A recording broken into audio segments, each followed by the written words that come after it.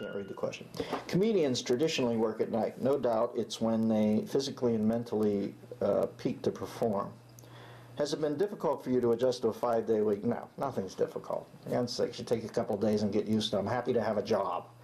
You know, I can't go through my life at 54 if I'm still whining about stuff like that. I'm an asshole. Has it taken you to adjust to a 5-day radio week, being fresh, funny, and entertaining for 3 hours starting at freaking 7 a.m. Pacific? Some mornings I'm not. I mean, you can hear the mornings where I had to take an Ambien or something because I couldn't get to sleep. And let me tell you, don't go above 5 milligrams on an Ambien if you're going to host a radio show at 7, because I've done a 10 once because I really couldn't sleep. And it doesn't happen a lot, but sometimes if I start thinking about having to get to sleep, I'm screwed. So I'll just knock myself out. One night I took a 10. I think I was on the air for 2 hours that day before I even realized what was...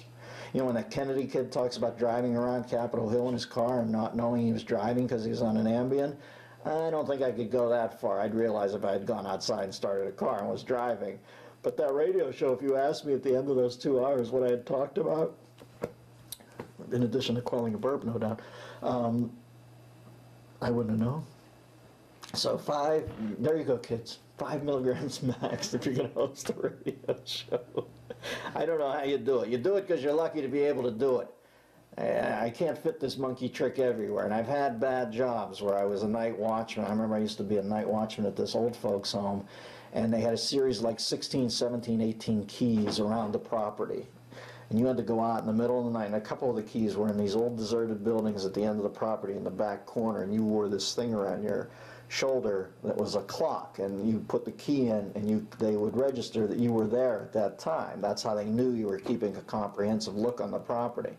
And I used to go up there in a thunderstorm some night to that back place and unlock that door and go down those Blair Witch steps and into that back room and see a rat running and go all the way to back and turn that key. I remember thinking, if I ever get a radio show, I'll never complain about it. And indeed, I don't.